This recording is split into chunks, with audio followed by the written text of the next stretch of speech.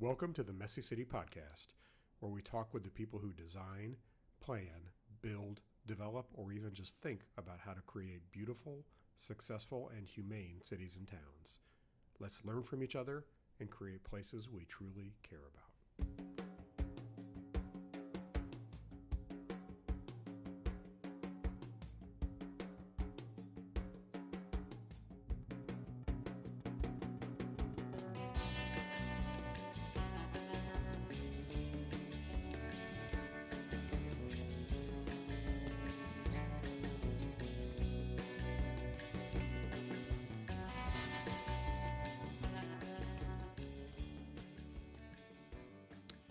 Welcome back to the Messy City Podcast. This is Kevin Klinkenberg.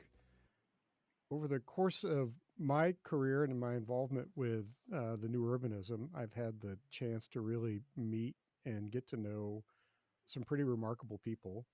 And one of those is my guest here today, one of my absolute favorite people to work with and collaborate with over the years. Just a tremendous designer and thinker about cities and urbanism, Mr. Dhiru Thadani. Dhiru, it's great to see you.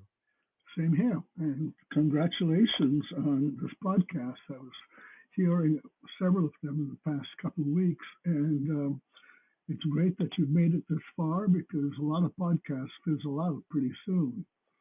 And I know that I know that you're over 20 or 30. I mean, that's when I saw was number 27. So yeah, I think I read somewhere like the average number of podcasts that a new podcast produces is like 3, and then so if you make it past 3, there's a good chance you'll be in the top like 10% of all podcasts.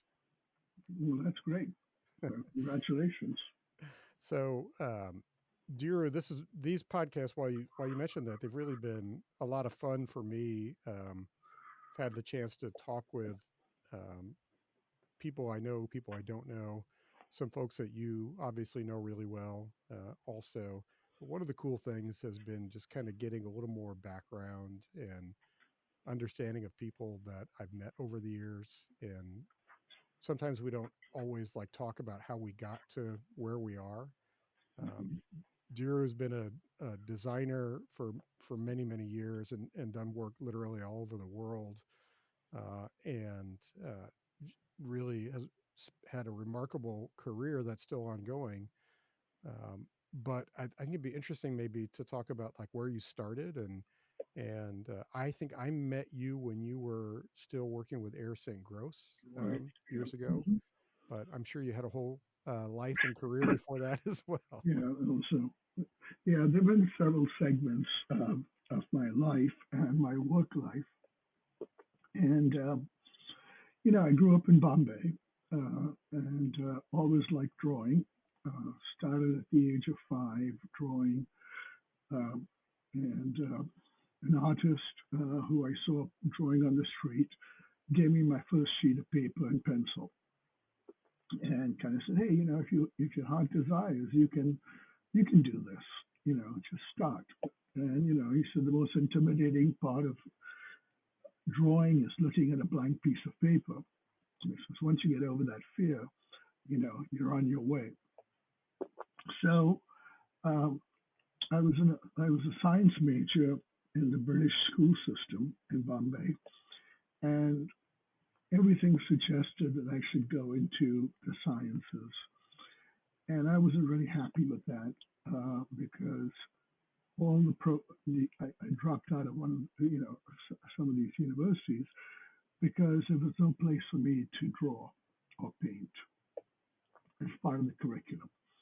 And someone suggested, actually an American professor suggested that I look at different fields that combined science and art.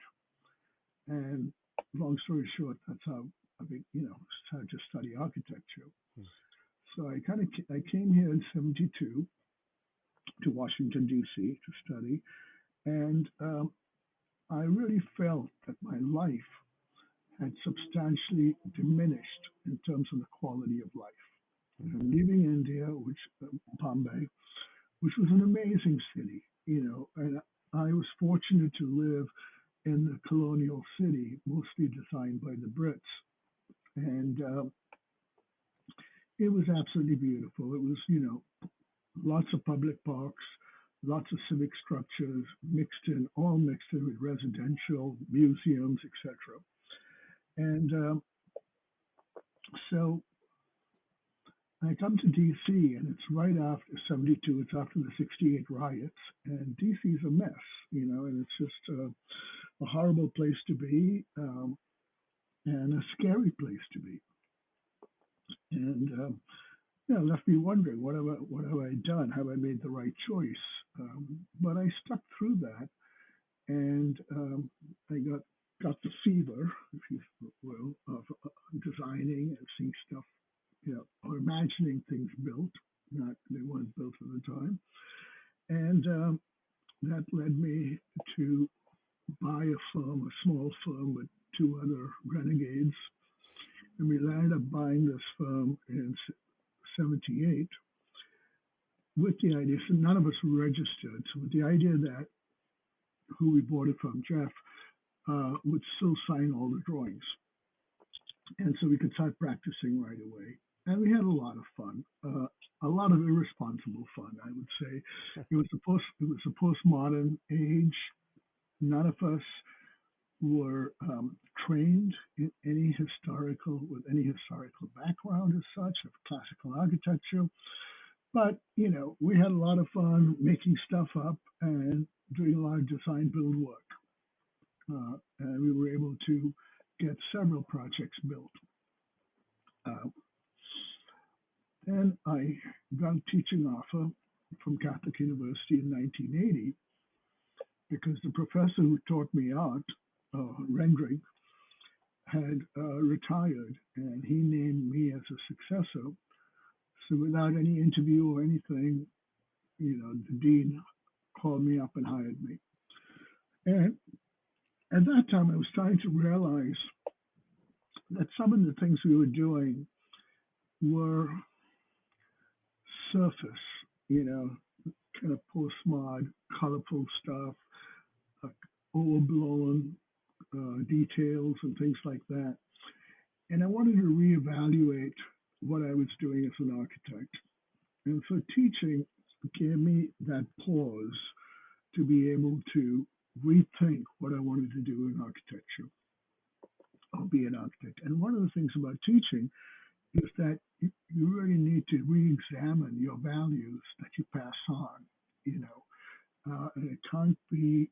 It's a commitment to the future architects and students, and you really have to think about what will be useful to them.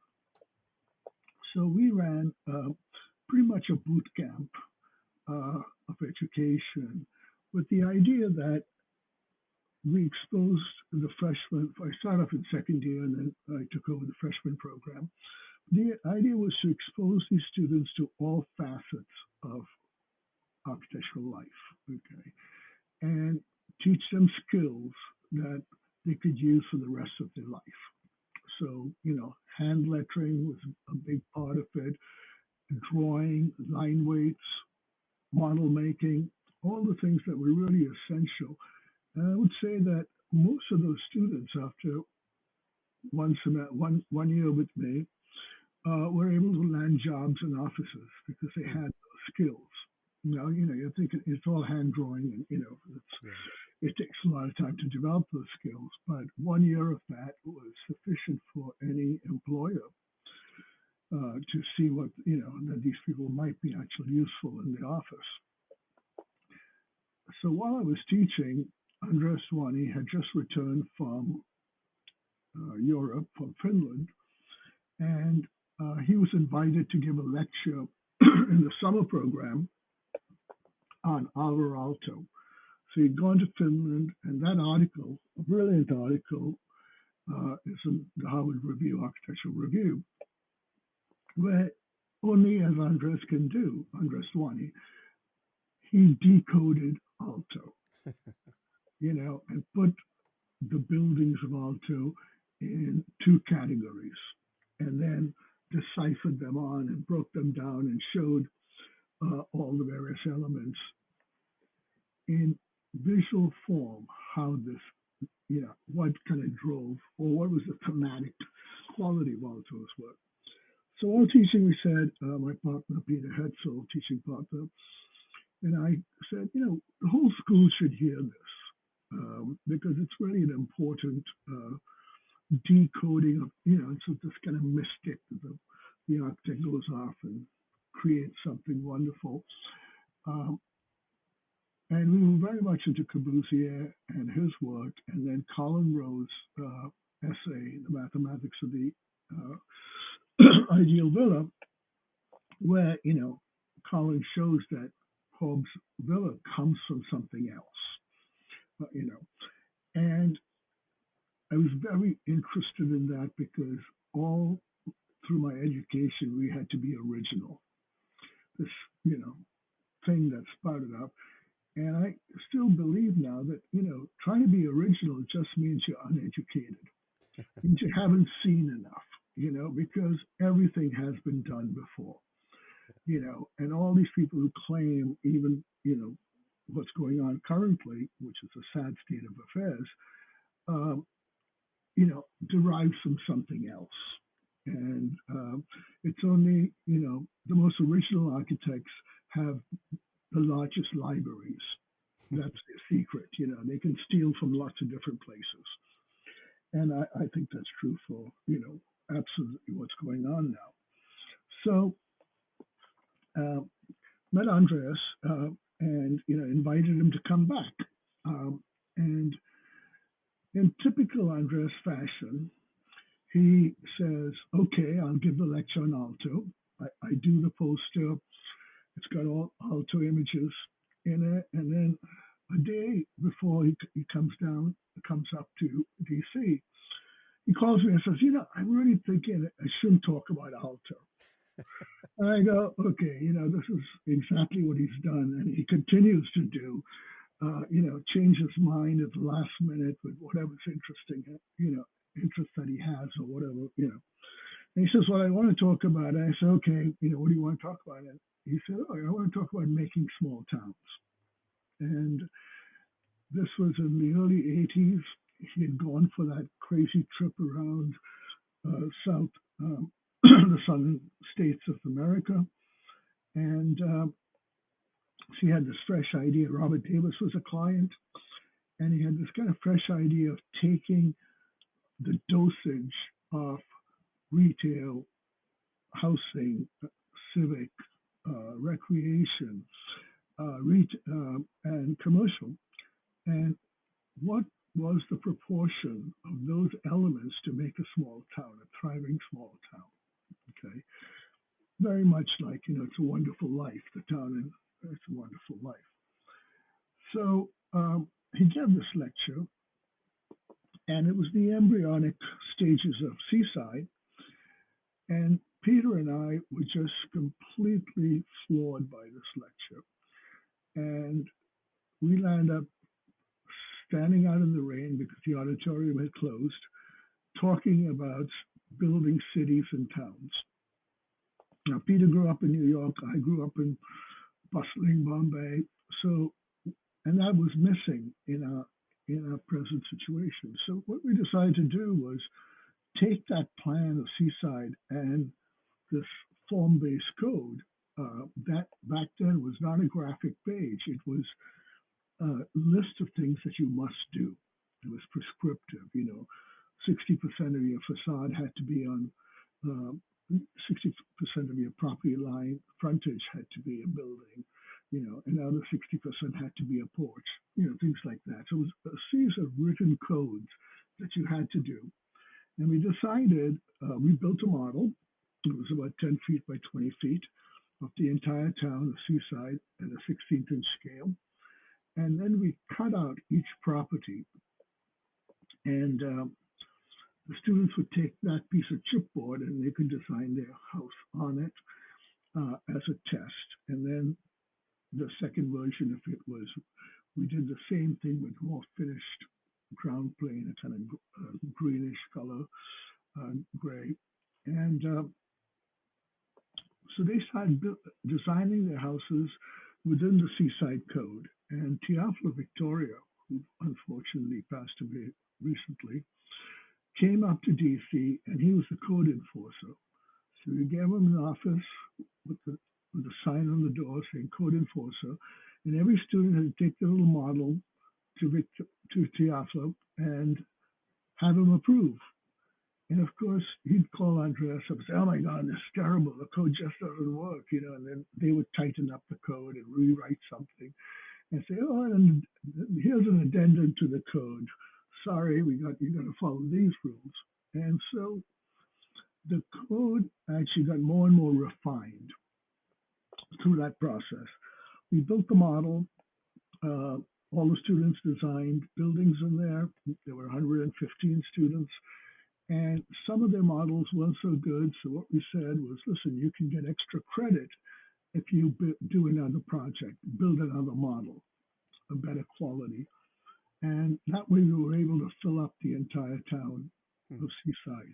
So every house, every, the private realm was completely taken care of by the students. And then the public realm was the faculty and my TAs, the teaching assistants.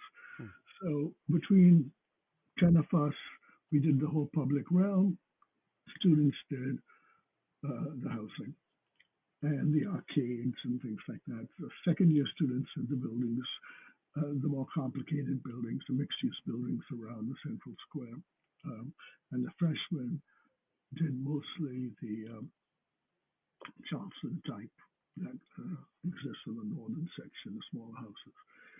And then we had a jury uh, for the best five projects. So there were individual studio heads did their juries, but at the end we picked five from five different types in the code. There were eight types. Really, seven were coded. Type 5 was not coded. It was a kind of negotiation PUD for the future. And so we picked five projects and we invited Andreas, Robert Davis, Steve Eisenhow. Venturi was invited, but he sent Steve Eisenhow instead, his partner, and John Torrey. And it changed John Torrey's life, as you know. Hmm. He was a firm called Cohen and Haft, which did most of suburbia around D.C. So these four were the jurors, and it was a jury to learn as opposed to criticize. So those five students presented their work, and then the four jurors talked about urbanism and how these projects worked or didn't work. Uh, little little talk about the interior plans as much as really the urban, and that's what we wanted to communicate to the students that how do you make urbanism? Buildings line up, this that, trees line up on streets. Uh, so it was a great learning process, and I would say that I blame Andreas for moving me from a modernist architect to, or a postmodern architect to, traditional urbanist. So that's my introduction to uh, new urbanism. Before it was this was in Yeah. '83. Right at the beginning of it, and then you obviously went on and you did a lot of work on campus master planning and then much more on. It seems to me, I'm just you can tell me if I'm right or wrong, but like one of the threads that I connect through all these was the beautiful your interest in doing beautiful drawings, no matter what you were Mm-hmm. doing. Because I remember those early from my early days involved with Mm-hmm. CNU that you would bring to the congresses a new pamphlet each year of figure ground drawings that you had Mm-hmm. done for a campus and a college town, Right. and the, the, they were just beautifully drawn. Thank you. Um, Yes. and and to this day, you continue to do that on your social media accounts with hand drawings. So, Yes. yeah. Yeah. I think the only way. So early in my architecture education, I met John Haydock, who was one of the New York Five, and John always said, you know, uh, to understand, to make a drawing of a building of any kind means you can build it because you understand through the drawing process how the building is, assembled. And he also talked a lot about this idea that maybe you don't have to. John never built anything. Students of his took his designs and built them, but John was happy making fastidious drawings so that they could be built. And in his mind, they were built because he had studied it so well. I mean, hundreds and hundreds of drawings on make believe projects, and that was really inspirational. And he also taught me that it wasn't always essential to have a client to be an architect. You could still draw and design and keep sharpening your mind. And that's basically what he was doing, pretty much all his life. Yeah. So this idea of drawing a place, I mean, when I'm drawing a plan or map or whatever, I'm actually walking through the space. I mean, I'm imagining what, as the street opens up or narrows, and sometimes you're drawing in place. You're there and you're, following your pathway and using your legs to measure the distance and make a drawing of a certain scale. And all these relationships are, where the wall turns, how the wall arcs. And So I've always found drawing, to be my way of studying and learning. And the sketching is just a way, is really, I think, when you take a photograph, it's instant. And you don't actually understand the space. Okay.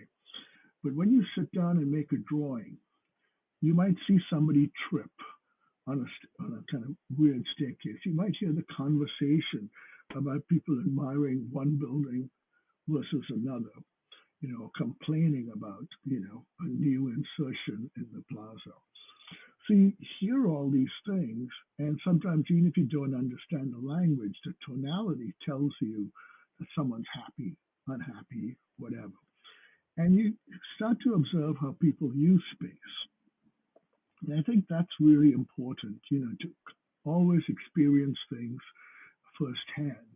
And so Drawing has been very helpful today, and I continue to do it, and I continue to enjoy it. And I just wish I could do it faster, but it's still.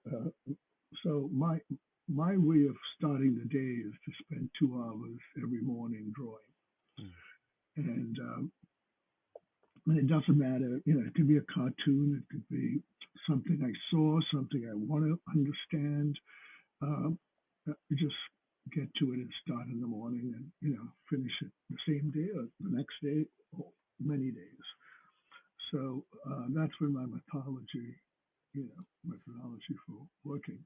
So this is a tangent from where I thought we would talk about, but it just makes me think of a question like, with all the technology that is in the field today and the specter of the AI technology really impacting design. I mean, there's all sorts of platforms now where you can have AI immediately create drawings and renderings. I mean, how do you think about all that as somebody who still believes very much in the analog age, doing that Yeah, by hand? yeah. Well, I don't use AI at all. Um, as I mentioned to you earlier, I like reducing my time on the screen. Though my computer's always on, but I'm not interacting with it. Um,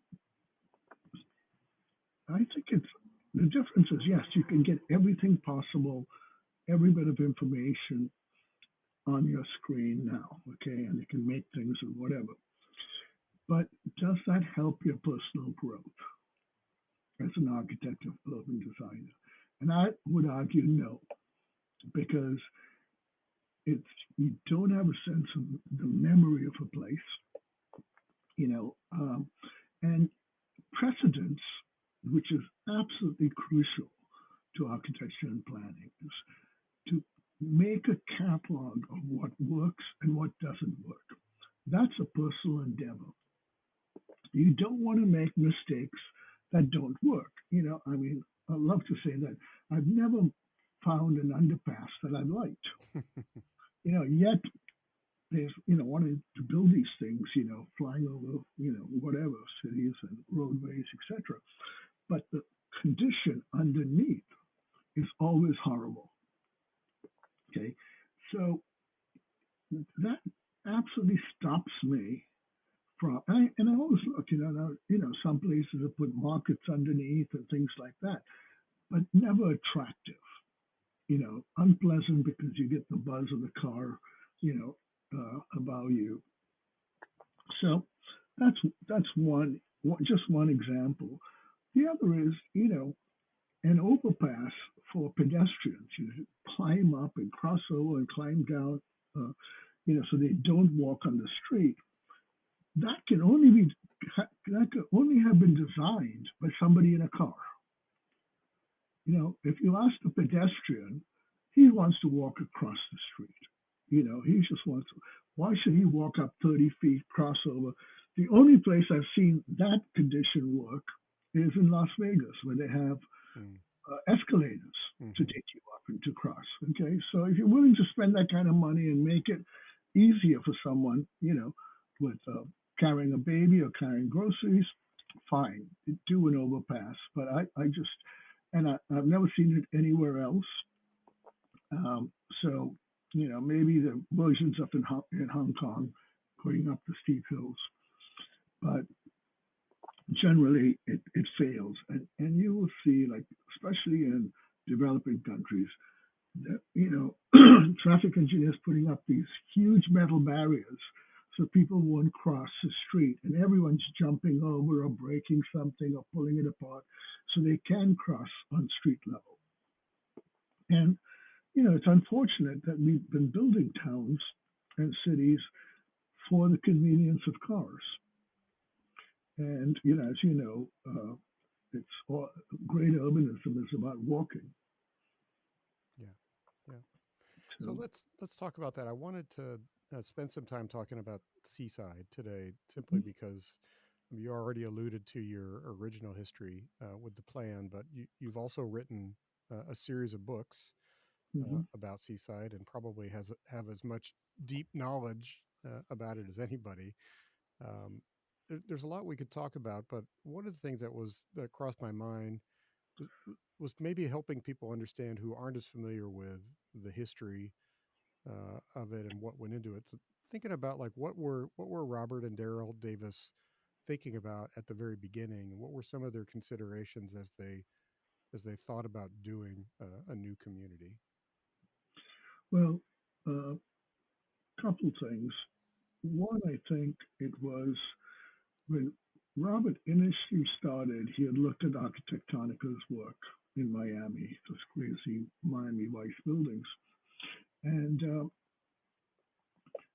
he could have put three slabs on that piece of land and put the parking all at the back and, still have 350 units of various sizes. And at some point, he got this kind of nostalgic feeling for places that he had grown up in, how in Birmingham there was, an Oak Street or an Elm Street. And, these are great, beautiful streets that you could walk, accommodated the car, but also provided shade. And that, I think that memory, that nostalgia took him back to why aren't we doing this now? And Andres will probably not remember this, but I have a much better memory than he does. Uh, and I would say that when we first started talking in 82, 83, the primary goal before CNU was to make a good street. He believed that since pre war, there had not been built a good street in anywhere. And so the whole code was written absolutely myopically to make a good street. You know, sidewalks, setback, facades lining up, um, the big box lines up, the porch can encroach. You know, parking has to be behind the building or behind the face of the building. And so that was the goal. We've we've learned a lot since then, and we've become much more sophisticated, you know, in terms of the design and the variety of things that are permissible now. But back then, if you look at Seaside, every street is coded, and it's the same house type on every street. And it was very successful. You know, it started off by Tupelo, Tupelo Street, which was the one furthest to the east, and and you know, Robert only sold property on that street so that it would be complete. And that was a really great move. And it had Ernesto Bush's pavilion, the Palladian Sicilian window form, and then it had octagonal gazebo in the middle of the circle on Tupelo. And what was really important was that people who were coming to buy could actually walk down the street and see what their streets, other streets might look like eventually. They might want a bigger house on one of the streets that permitted larger homes. And but this gave people a lot of confidence that this could be repeated. And that's a really important piece of that lesson. I mean, Robert being very smart, not trying to sell land haphazardly, but moving systematically from east to west, Hmm. street by street. It also allowed him to put in the minimum amount of infrastructure uh, so that he wasn't overspending on infrastructure. It was street by street. It was usually used, like a used sewage treatment, etc. Uh, so he was able to do all of that without financing the project. And, you know, Chris Lineberg has written a very good essay in one of my books about patient equity. The idea that, you know, you wait till the value increases because once someone sees this street, those lots initially were 15,000 or 20,000. The next street's going to be more expensive. The next street's going to be even more expensive. Um, so when you build the equity as you kind of move along incrementally, which now we all talk about incremental development, etc. But he was practicing that in the early 80s. Um, what else? It was also, you know, a very radical idea in the 80s to build a new town. Hmm. None of us, none of us had learned about city building or town building, you know, in university. They were fortunate to have Vincent Scully as their professor who talked about, you know, traditional towns in his lectures. So they had a hint of that, and then they also did some. They measured. They had grants, Andres and Liz, to measure buildings and restore buildings in Key West, which was another great example, and also in New Haven. You know, some historical drawings of existing houses. And so but they hadn't used that information or that knowledge till Seaside. I would say that all of Seaside was sort of a bold, a bold idea. Let's just do this and see what happens. You know, no one's tried this before in recent times, no developer. And, you know, so this idea of taking the idea of a traditional street first, you know, looking at historic towns for inspiration and how the road jogs, etc. Now, originally that might have been for topography, but it also is a way to slow traffic down when the street has a slight bend in it. It had mixed, you know, it had mixed-use buildings. The live-work unit was resurrected. All this was possible because there was no coding in South Walton Beach. that area in South Walton. So they were able to do a lot of these things and write their own code. In fact, when the department started to develop the planning department in Walton County, Robert was one person who helped them write that code.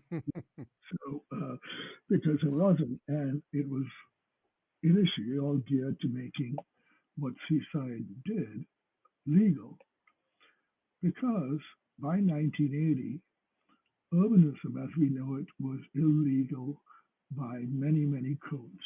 You know, the traffic engineers wouldn't let you put street trees because that was an impediment in viewing. So you had to, they did, you had to bring your buildings further apart by the fire codes.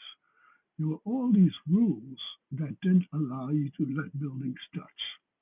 And urbanism is really made, I believe, when buildings touch each other. When you can actually, that's the best form of the street wall, okay, and the definition of space.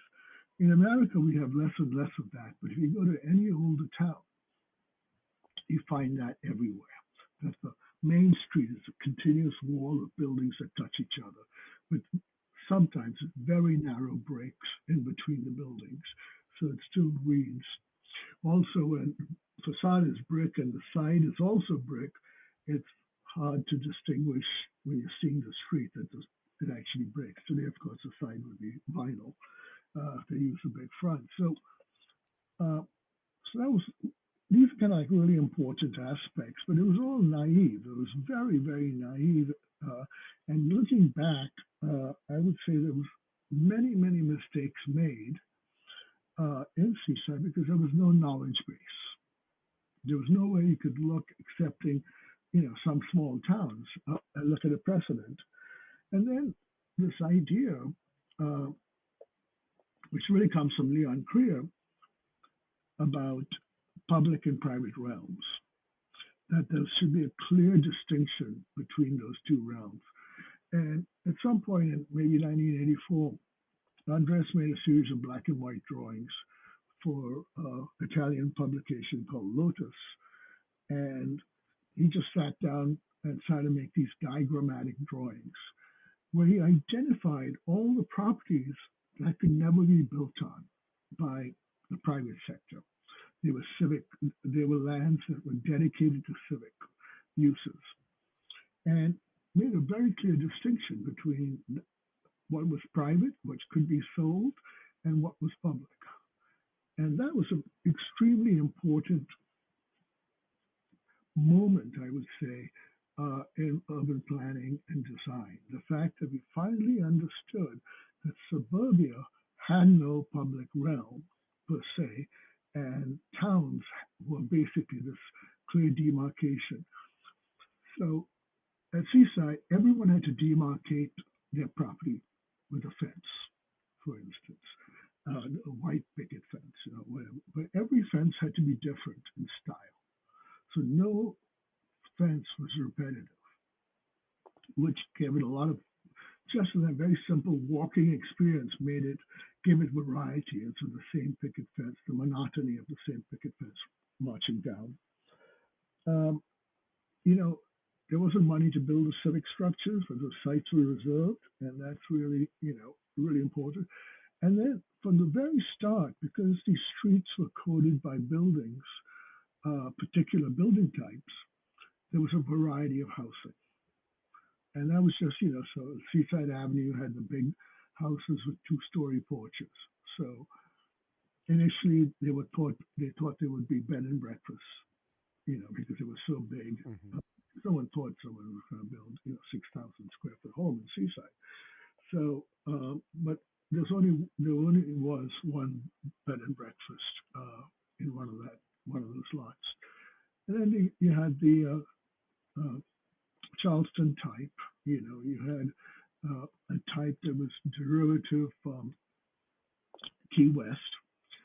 So each street had this, and that each one of those building types allowed for a certain amount of square footage. So that kind of kept the size. The lots were small, and these types could only fit on their lots. and then you also allowed to build an outbuilding. So that was another, as an auxiliary unit. So that was another way to make it affordable. But the intention back then was to make a town in a very naive sense on 80 acres. Uh, the rental market uh, for Seaside has turned it into a resort town. Hmm. So, a lot of people say, oh, it's failed, it's failed as a town.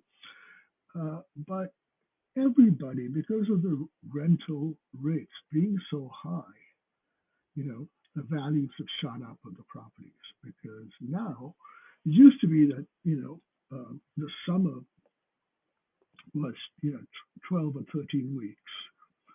Now that is extended at Seaside to about 36 weeks where people are visiting. So, you get all the spring breakers come Hmm. destroying the place in March, April.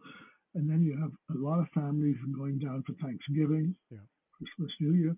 So you've got all these kind of major holidays now that are also being, uh, you know, houses are being rented, and the market, uh, and as that rental market keeps increasing, the prices keep rising because it's a direct relationship between how much you are earning and the fact that you're not paying a mortgage, or the rent's paying a mortgage. So anyway, so it's there were front back issues because didn't really understand, and this is no one's fault because we were never there was no understanding of this.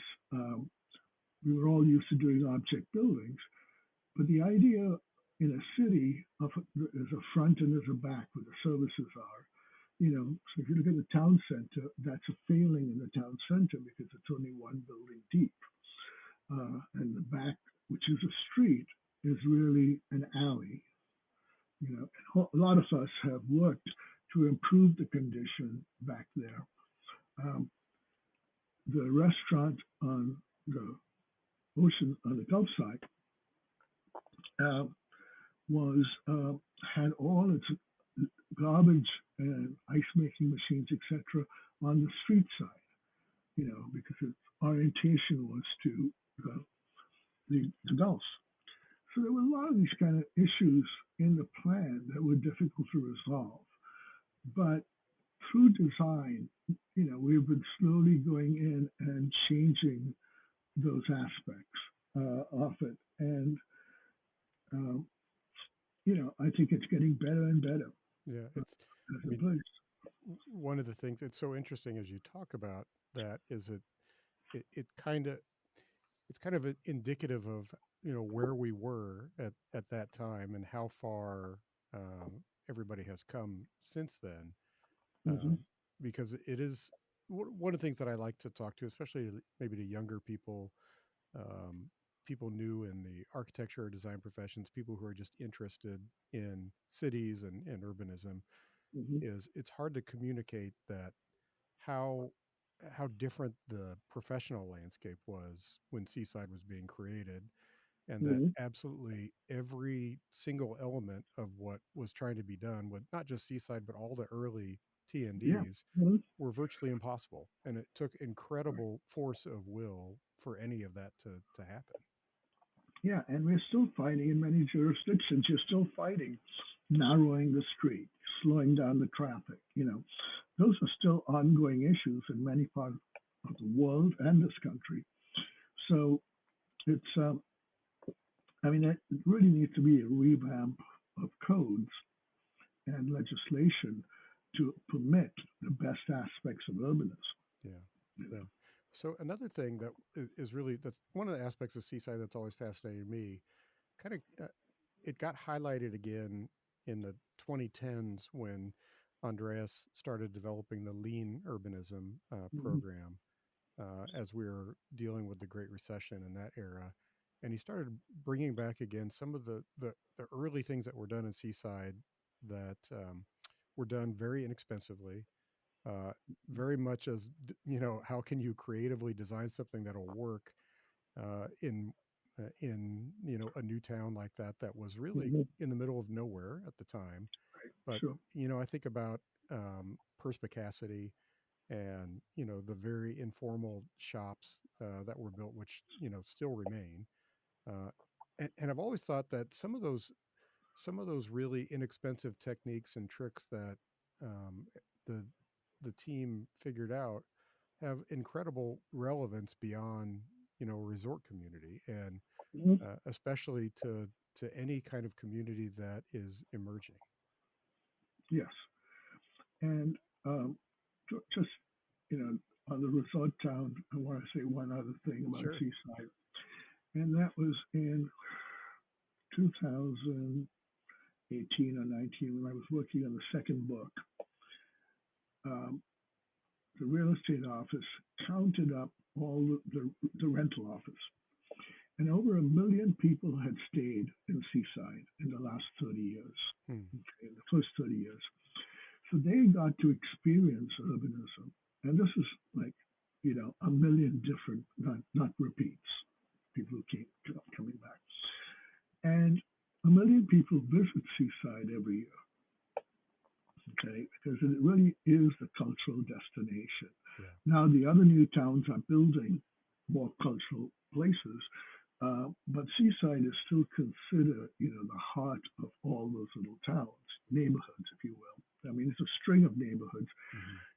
I never thought of it as a city, but maybe there's a new typology emerging there, which is a linear city linked by, a series of neighborhoods that are linked by a road, like a string of pearls, and Seaside's kind of diamond in the middle, Hmm. because now both directions you go is filled with wannabes, some new urbanist projects, but several that are inspired, clearly inspired by Seaside.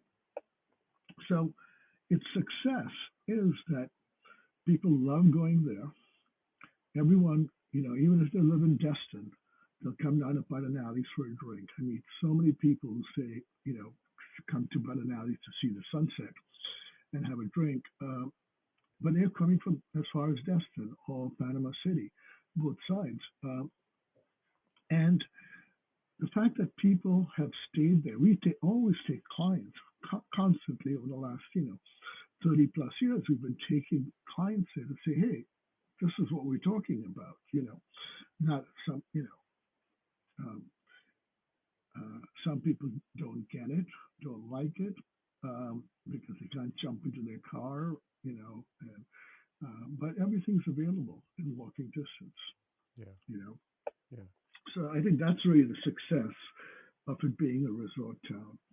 And the story, the story of places continually changes, you know, places start off because they were making certain goods or growing certain things, um, or harvesting something, and then that dries up, and or the demand dries up, and they move on and shift, to another.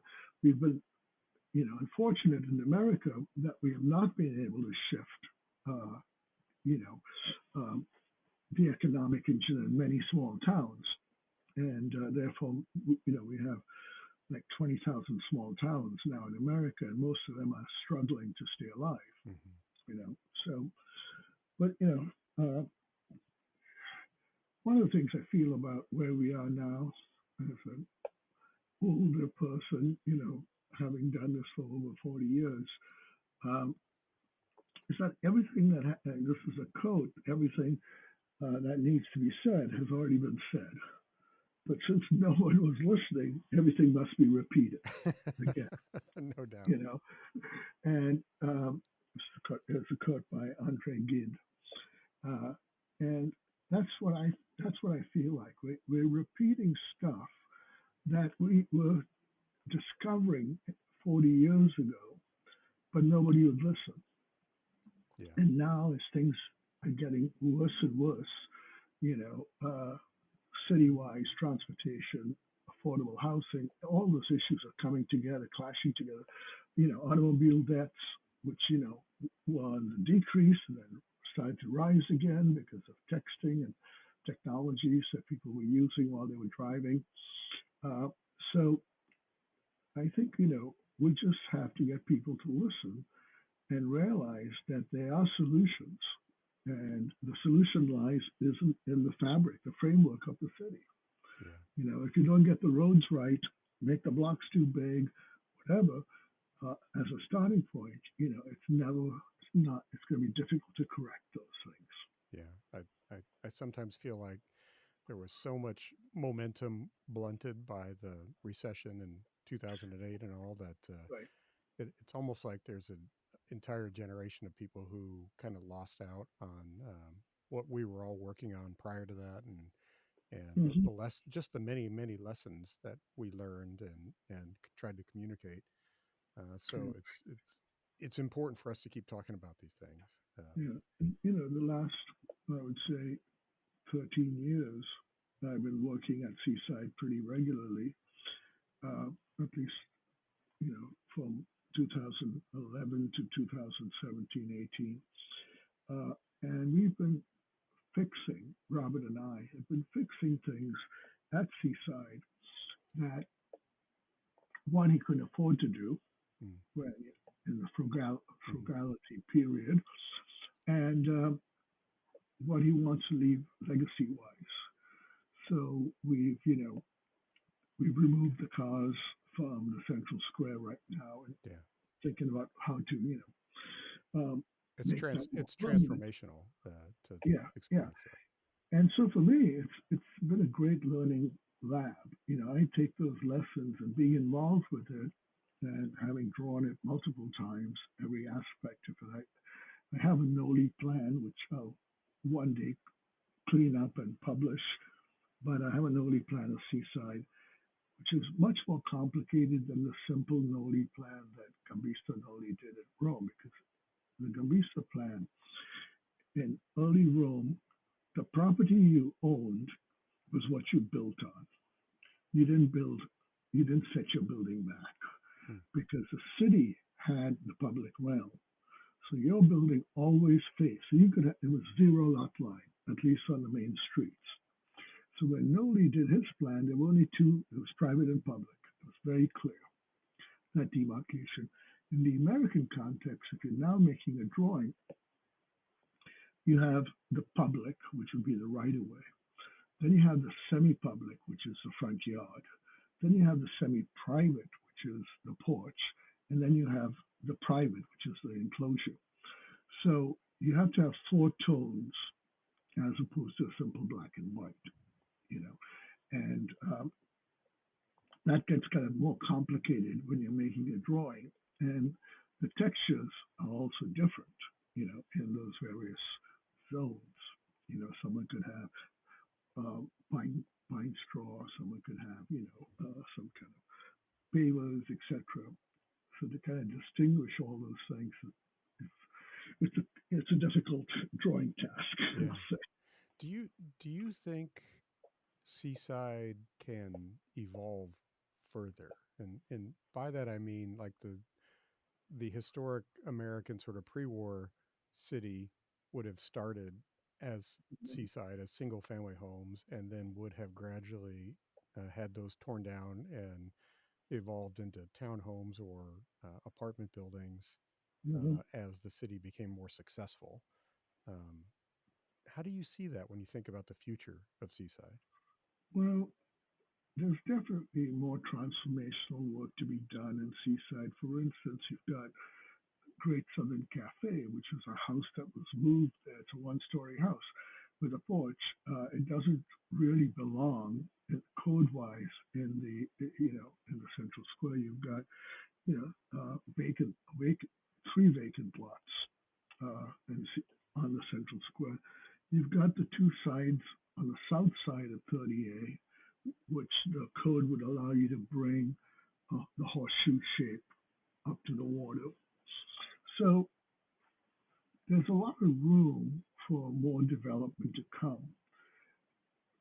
I don't think that the houses clearly, several houses have been torn down and rebuilt to maximize the envelope, the building envelope, because in the early years, a lot of people couldn't afford to build larger homes, so they built what they could afford. And now, so you have the pioneers who came along and they just, bought cheap, built cheap, small structures. And now you have the settlers who come pay an exorbitant amount of money and then want a grand house, so and they want to maximize the building envelope. So there's changes there, and we're starting to see, some of the new houses, you know, sleep 12, 15 people, 16 people, Mm. whereas the early ones, I mean, uh, could be just, a couple or a couple in the guest room, So there's been a change, and that change is slowly happening. And we're trying to preserve some of the iconic buildings of Seaside that they might not be, bought and sold. So there is some work on a kind of conservation, preservation group of identifying the buildings in Seaside that should be worth. Because some iconic buildings, like Walter Chatham's Dog Trot House, which has Mm. series of two buildings with patio in the middle, has now got an addition in the middle with a tower. So Mm. it destroys the initial concept of that. But you know, once that happened, I think folks realized that this could happen much more frequently. And there's some beloved buildings at Seaside that people want to see preserved. Yeah. So that's another issue to be dealt with. But you know, we've been going through. We're making a lot more shared spaces. So one of the projects I was involved with was to go through the Gateway Arch, the big arch on the Central Square, down Solomon's building, to take that and do a clean surface all the way into the Lyceum. So there's no curb, and so cars going on Quincy, really have to slow down. And there's a group of 16 trees there that are pretty closely spaced that slow Mm. you down. And you ramp up, cross the pedestrian way, and then ramp down. So it's easier to see a pedestrian when you're a little bit higher than the car.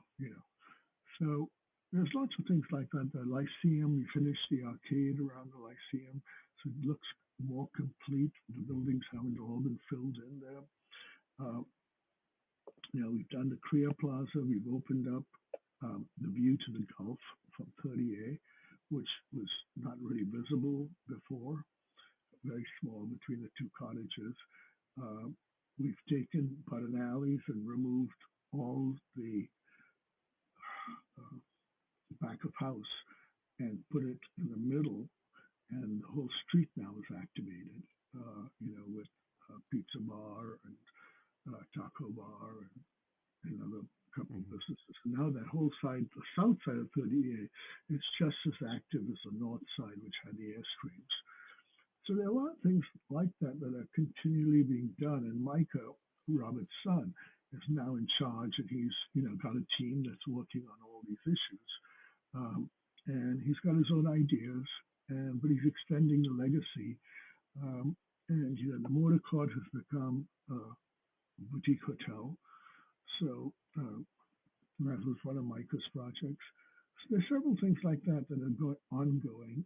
And the biggest one I would say is the taming of 30A, which doesn't accept. Uh, we want to be able bicycles through the whole track. So one is wide enough pedestrian ways and substantial bicycle infrastructure, and then also the palm trees continuing, so you actually feel like this is a grand street that you're driving along. And cars might back up because cars on the ocean, on the Gulf side, uh, need to back up out of the garages to come in, leave their lots. Uh, so that's another way, of slowing the traffic down. So we're trying to do a series of these kind of improvements that will make it a safer place. Now, luckily, there hasn't been an accident of any kind. Um, the, the only accident I would say that I know of at Seaside is a door being hit when it was open. and some car not watching took a door off a car. But other than that, there's been no human automobile conflicts. Compare that to Destin down the Right, road. I'm sure it's different. right, very different. Yeah. So it's you know, it's important. One of the other points I want to make, or just echo, and it's not always true for Seaside, but it's definitely true for New Urbanism, is something that Don Powers mentioned in an earlier podcast about doing good background buildings. Mm. And in this idea of the public and private, you know, the private realm is coded and the public realm is not coded. So the public realm can have an exuberant building. Okay. So Bilbao can have, Frank Gehry's monster there on the river and fine. But the fabric of the city is really made up of background buildings. And that's not to say that people think background, they think junk. You know, it's not to say that it can't be beautiful buildings and good architecture. They just don't have to jump out at you and try to be so different from its neighbor to stand out. And I think the idea of background building seems to insult a lot of architects that we're not giving them the freedom or whatever. But that's how cities are made up of. The institutions should be celebrated and the private realm should be subdued. And I think we've lost that notation, if you will, on architecture. Yeah, Um, and Don Powers does a fantastic job making background buildings beautiful. yeah, yeah. No kidding. So we're probably part of that group that goes to the area, goes to that area for holidays as well. We've done Mm-hmm. Thanksgiving like three times now. We may go again this fall. I don't Uh-huh. know, but and we've actually been staying in on the watercolor side, Uh-huh. which has been fascinating just to try to stay there. And then of course we go back and forth to Seaside all the time. I'm Sure. curious, what do you think about that relationship between Seaside and its immediate neighbors? Well, Jack Robertson always said when designing watercolor that watercolor was the walkable suburb of Seaside, Yeah, very the true. first ring suburb. And first ring suburbs were walkable Yeah, historically. So uh, I think he had no illusion of trying to compete. They have their little hotel and little shopping, but it's very minor, and it's I don't think anyone really goes there to hang out. hmm It's just not, somehow it just doesn't work as a place. Because you've got this kind of large green space in the middle of the horseshoe, which access to the hotel. Um, so it's kind of privatized in that sense, with people using that space as part of the hotel. Um, yeah, I don't. I mean, it would have been nice if Robert had been able to acquire that property when it was up for sale. But then St. Joe decided that they want to be the developer and yeah, cash in. So that's another story. But I want to get back to this idea of beauty, and which now is a bad word in art school, architecture. You can't say I want to make this beautiful. That's just you'll flunk. Even in art school, you'll flunk. It's never ever mentioned. My son went to art school, and I can tell you that was, it was forbidden to make anything beautiful or use that adjective. But what we forget is two things. One is that many of us, have the means to travel extensively around the world and experience places that are very beautiful. Moments, that take your breath away, like seeing a sunrise in Santorini, with the white structures slowly being lit up with morning sun, clashing with the blue tiles. Uh, but that's a 0.1% of the population. the ones who travel. I mean, it's in globally, even in America, there's a whole. I would mention that there's a larger percentage of Americans who've never left the country than those Hmm. who have.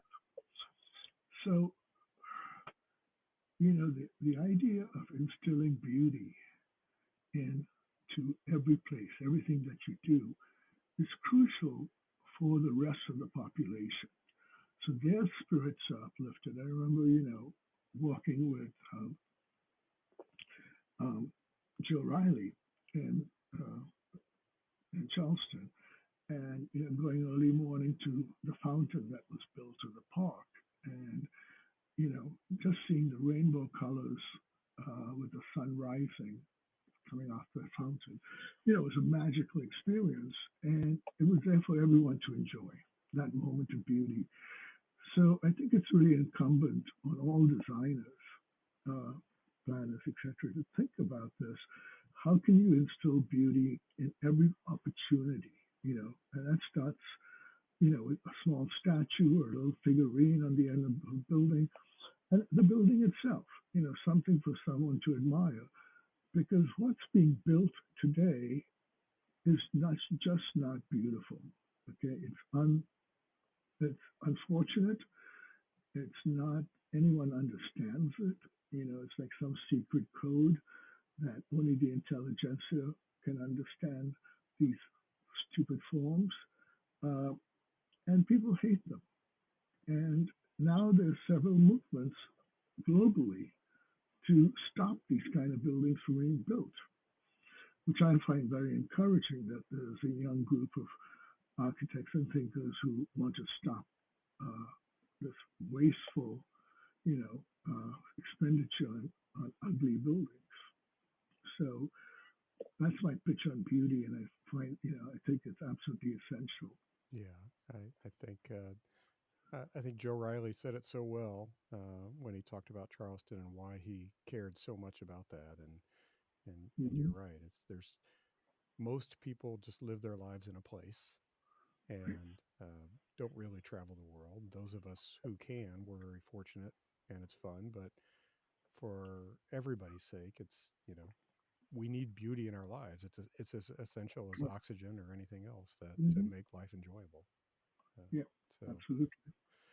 um, Dear, I think we could probably go on all day, but I probably should wrap it there. That's already been about an hour, believe it or not. Oh, okay. Wow. So we may have to do more podcasts in the future and cover some other topics because Sure. there are a number of things that we've worked on together or talked about that I would Right. love to explore in more depth Sure. sometime. So Okay. Yeah, we didn't talk about small towns. yeah, Alluded to it, but yep. No, it's yeah. there's a lot So to cover. Dhiru, thanks so much for doing this, sure. and we'll talk again soon. Okay. All right, take Thanks. care.